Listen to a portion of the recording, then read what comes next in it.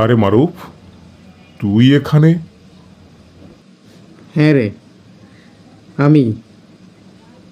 কি ব্যাপার? তোকে তো বিমর্ষ দেখাচ্ছে কেন? কি হয়েছে তোর?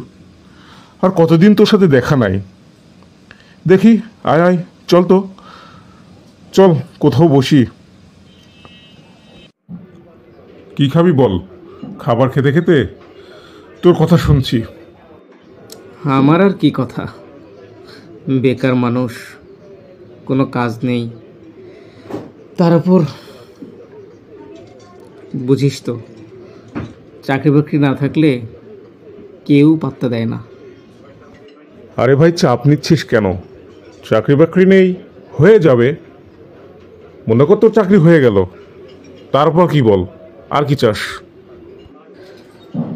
বুকে ব্যথা রে বন্ধু, বুকে ব্যথা। শুধু চাকরি বাকরি দিয়ে এ ব্যথা সারানো যাবে না।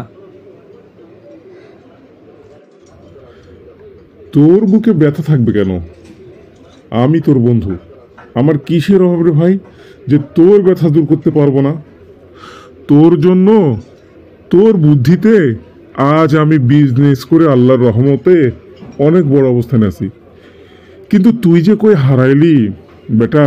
কতবার করে অফিসে আসতে বললাম, তাও আসলি না।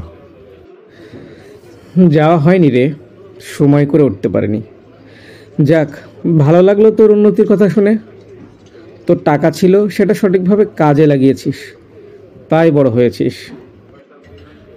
দেখ দোস্ত, টাকা থাকলেই সবাই সফল হতে পারে না।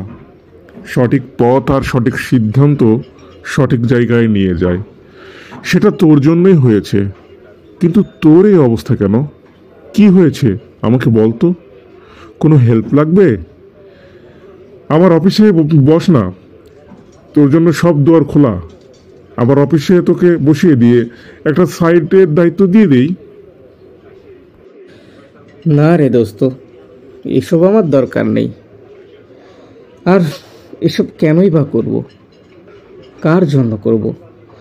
কে আছে আমার এই দুনিয়ায় যার জন্য করব ভেবেছিলাম, আজ সেও আমার জীবন থেকে নাই হয়ে গেল। মানে কে নাই হয়ে গেল তোর জীবন থেকে? বলতো, আমাকে একটু সব খুলে বল। তাহলে শোন, বলছি সব তোকে। মারুফ তার সব কথা তার বন্ধুকে খুলে বলল।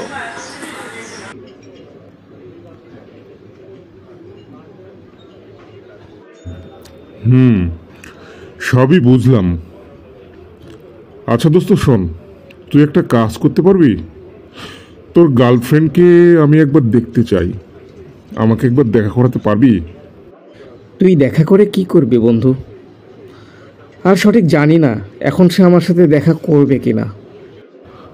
আরে তুই ফোন দিয়ে বলে দেখ। আর সে তো তোকে লাভ করে, তাই না? লাভ করে থাকলে অবশ্যই দেখা করবে। তুই কালকে ওকে ফোন দিয়ে আসতে বল।